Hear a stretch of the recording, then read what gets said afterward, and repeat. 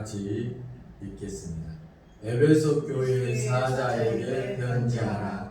오른손에 있는 일곱 별을 붙잡고 일곱 금 촛대 사이를 걷는 이가 있으니 내가 내 행위와 수고와 내 인내를 알고 또 악한 자들을 용납하지 아니한 것과 자칭 사도라 하되 아닌 자들을 시험하여 그의 거짓된 것을 내가 드러낸 것과 또 내가 참고 내 이름을 위하여 견디고 게으르지 아니한 것을 아노라.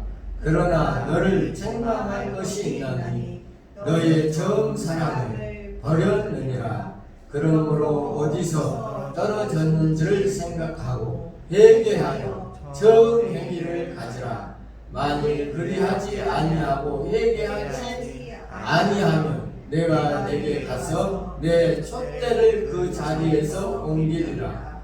오직 내게 이것을 믿으니 내가 니골라 당의 행위를 미워하는도다.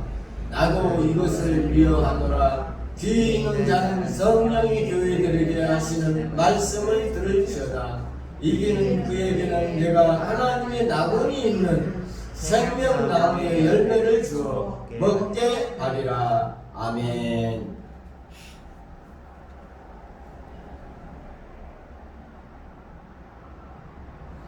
네, 오늘은 계시록 말씀을 통해서 하나님 말씀을 생각해 보고자 합니다. 요한 계시록은 요한 사도가 기록한 책입니다. 예수님의 제자 중에 천수를 누리신 분은 바로 요한 사도밖에 없다, 이렇게 성경에는 이야기하고 있습니다. 요한 사도가 이 요한 계시록을 기록한 것은 반모선이라는 것은 지금은 그리스의 영인데요, 유배에 가서 기록한 책입니다. 예수님의 제자가 12제자가 있는데 천수를 하신 분은 요한 사도밖에 없다고 이야기합니다. 예수님의 제자들은 다 순교를 했죠. 그리고 이제 마지막에 이제 기록한 책이 요한계시록. 요한계시록을 기록한 요한은 5권의 책을 기록했습니다. 요한복음, 요한 1서, 2서, 3서, 요한계시록을 기록했습니다. 요한복음은 특별히 또 하나님으로 오신 예수 그리스도를 기록한 책이기도 합니다. 자, 요한계시록을 기록한 목적이 있습니다. 한국 교회의 많은 이단들이 속출하는 것은 요한계시록 해석 때문이라 이야기할 수가 있습니다. 요한계시록을 너무 몰라서 문제가 될 수도 있고, 그래서 무관심하게 취급하고 때로는 금서처럼 여기는 반면에 너무 지나쳐서 탈이 납니다. 극단적인 해석에 빠져서 가정, 생업을 포기하는 일도 발생하고 있습니다. 거짓된 이단에 빠져서 건전한 교단을 떠나가기도 합니다. 왜 요한계시록을 기록했는가? 그 기록의 목적이 아주 중요합니다. 그때 당시 로마의 황제 숭배로 인하여 각종 핍박과 고난, 환란이 더욱 거세지자 주님께서 계시를 통해서 소아시아 7교회와 성도들을 위로하고 격려하기 위해서 요한계시록을 기록했습니다. 지금 소아시아 7교회는 터키의 나라 안에 있는 교회들입니다. 지금은 안타깝게도 이슬람 국가들인 터키가 차지해서 교회가 하나도 없습니다. 요한계시록은 22장으로 되어 있습니다.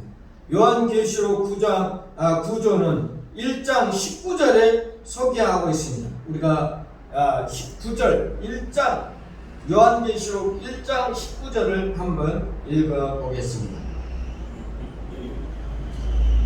그러므로 내가 본 것과 지금 있는 일과 장차 될 일을 기록하라.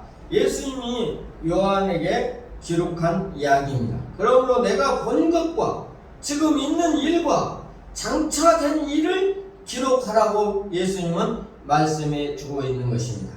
세 가지 구주로 되어 있다는 것입니다. 이것은 요한 자신이 임의적으로 구별하는 것이 아니라 예수님께서 직접 보여주신 계시의 내용입니다.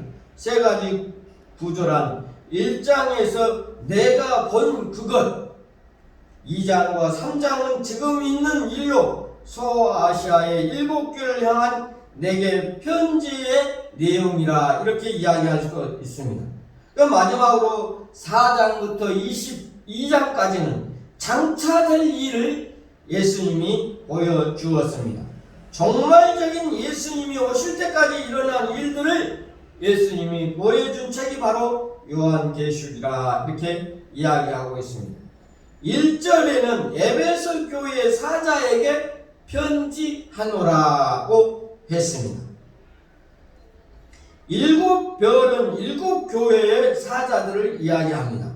7금초태는 7교회에 말합니다. 왜 주님께서는 7별을 붙잡고 있었습니까? 7별은 처음부터 주님이 오른손으로 붙잡고 있었던 것입니다. 그럼에도 불구하고 많은 것을 지키라 이렇게 했습니다. 즉 교회가 경험하고 신앙적인 사항을 행하지 않은 것을 말해주고 있습니다. 도미티안의 박해가 극히에 달했기 때문에 마지막 고난을 최종적으로 했던 것입니다. 고난이 닥쳐올 때 염려하지 말아야 됩니다. 염려의 풍랑은, 고난의 풍랑은 거칠수록 하나님이 더 강한 손으로 우리를 붙잡아 주시는 것입니다. 우리의 삶 속에 고난이 있습니까? 슬픔이 있습니까? 어떤 어려움이 있습니까? 하나님께서 여러분을 강하게 붙들어 주실 것입니다. 에베소 교회가 칭찬받는 내용은 무엇입니까? 2절과 3절 보면 내가 내 행위와 수고와 내 인내를 알고 악한 자들이 용납하지 아니하는 것과 자칭 사도라 하되 아닌 사람들을 시험하여 그 거짓된 것을 또 내가 참고 내 이름을 위하여 견디고 게으르지 않은 것을 아노라 이렇게 이야기해 주고 있습니다. 에베소 교회를 향한 예수님의 칭찬은 복음에 합당한 삶을 살고 있었다는 것입니다. 우리 대림사생명교회도 복음에 합당한 삶을 살아가는 모든 성도들이 되시기를 바랍니다. 복음에 합당한 삶을 우리가 실천으로 할 때 하나님의 축복이 여러분에게 임할 것입니다. 그 행위와 수고가 헌신이 우리의 삶 속에 필요하다는 것입니다. 인내가 필요하다는 것입니다. 그리스도인을 하여 빛과 소금의 삶을 살아가시기를 바랍니다. 예수를 믿는다는 것은 힘들고 어려울 때가 있습니다. 그럴 때 우리는 인내하고 수고의 헌신을 아끼지 않는 대림 새생명교회 모든 성도들이 되시기를 바랍니다. 또한 악한 자를 용납하지 않고 그들의 거짓된 것을 드러내는 것은 에베소 교회가 가진 진리가 매우 견고했음을 말해주고 있습니다. 오늘날 많은 교회들이 견고한 믿음이 없기 때문에 쓰러지고 넘어지고 자빠지는 것입니다. 견고한 믿음이란 무엇입니까? 말씀 안에서 생활하며 그 말씀 속에서 살아가는 것을 이야기하고 있습니다. 교회란 성도들의 바른 삶을 필요로 하고 있다는 것입니다. 교회를 위협하는 거짓된 진리로부터 보호도 중요합니다. 최근에 얼마나 많은 교회가 이단의 공격 앞에서 무너져 내린 것을 보게 됩니다. 교회의 내실도 중요하지만 견고한 신앙도 중요하다는 것입니다. 이렇게 모범적인 교인 에베소에게도 책망을 받았습니다. 4절 5절에 보면 그러나 내가 책망할 것이 있나니 라고 했습니다. 너의 처음 사랑을 버렸느니라. 그러므로 어디서 떨어졌던지를 생각하고 회개하여 처음 행위를 가지라고 말씀하십니다. 만일 그렇지 아니하면 회개하지 아니하면 내가 내게 가서 촛대를 그 자리에서 옮긴다고 말씀하고 있습니다. 처음 사랑을 버렸다는 것입니다. 그 말씀은 우리가 모든 것들을 생각하면서 우리의 마음속에 담아 두어야 될 것입니다.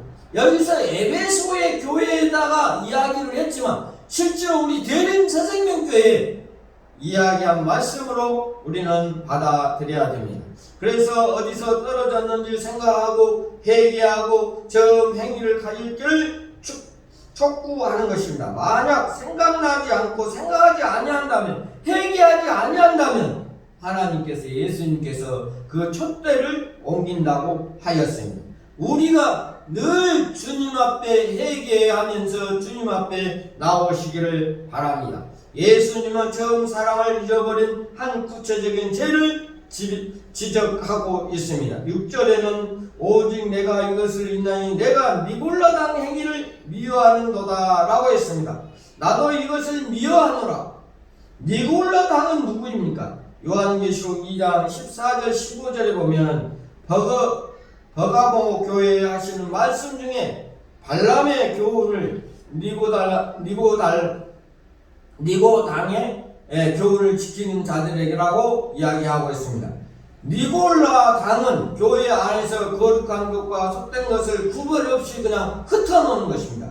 교회와 세상의 차이를 알 수 없게 만드는 것이 니고라 당에 하는 일입니다. 세상과 타협하고 모든 일을 일삼는 것이라 이야기합니다. 교회의 순수한 복음 진리를 훼손하는 자들을 이야기하고 있습니다. 에베소 교회에 주는 약속은 무엇입니까? 7절에 보면 이것은 그에게 생명나무 열매를 먹여 주겠다고 약속해 주었습니다. 왜 귀 있는 자들아를 강조했습니까? 우리가 귀 있는 자를 한번 생각해보세요. 귀는 들을 귀입니다. 예언의 말씀을 듣고 자라는 자, 가운데 기록한 자, 또 하나님의 말씀의 생활 속에 나타나는 자, 듣고 지켜 행하는 자, 하나님의 생명나무를 주신다고 했습니다. 성령의 말씀의 생명나무 열매를 바로 약속인 것입니다. 첫 번째 성물은 왜 생명나무 열매입니까? 이것은 에덴 동산의 회복이라 이야기할 수가 있습니다. 우리가 죄로 인하여 하나님과 단절되고, 죄로 인하여 우리가 에덴 동산에서 쫓겨나고, 죄로 인하여 하나님의 모든 것을 단절됐지만 하나님의 여러분을 사랑하사 독생자를 주시고 그 독생자로 인하여 믿음으로 말미암아 새 삶을 살 수 있게 보내주셨습니다. 요한복음 3장 16절에는 하나님이 세상을 이처럼 사랑하사 독생자를 주셨으니 이는 저를 믿는 자마다 멸망치 않고 영생을 얻게 하심이라고 이야기해 주었습니다. 우리가 에덴 동산에서 쫓겨나고 에덴 동산에서 하나님과 단절됐지만 하나님의 사랑으로 예수님을 이 땅에 보내주시고 그 예수님을 믿기만 하면 제사함을 받고 하늘나라의 백성으로서 살아갈 수 있다는 것입니다. 하나님의 놀라운 역사 가운데 요한복음 1장 12절에는 이렇게 이야기하고 있습니다. 영접하는 자 곧 그를 믿는 자는 하나님의 자녀가 되는 권세를 주신다고 그랬습니다. 고린도후서 5장 10절 17절 말씀에는 그런즉 누구든지 그리스도 안에 있으면 새로운 피조물이라 이전 것은 지나갔으니 보라 새 것이 되었도다 하셨습니다. 우리가 하나님의 나라 주님의 나라를 구별할 줄 아는 사람이 되어야 되겠습니다.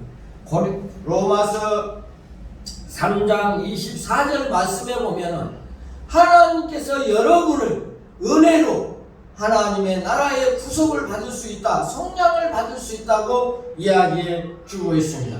주님의 은혜로 우리는 하나님의 자녀가 됐고 주님의 은혜 아니면 우리가 살아갈 수가 없습니다. 하나님의 말씀대로 우리가 실천하며 살아가는 빛과 소금 같은 우리 대림 새생명교회가 되었으면 합니다. 처음 사랑을 우리가 잊어버리지 않고 예수 그리스도 안에서 살아가는 대림 새생명교회 모든 성도들이 되시기를 바랍니다. 다같이 기도하겠습니다. 아버지 하나님, 에베소의 교회를 통하여서 예수님이 말씀하신 그 말씀을 우리가 기억하며 살아갈 수 있게 도와주시옵소서. 하나님의 말씀을 듣고 읽고 실천하는 우리 대림 새생명교회 모든 성도들과 가정이 되게 하여 주시옵소서. 예수님의 이름으로 기도하옵나이다. 아멘. 찬송가 456장 찬송하겠습니다.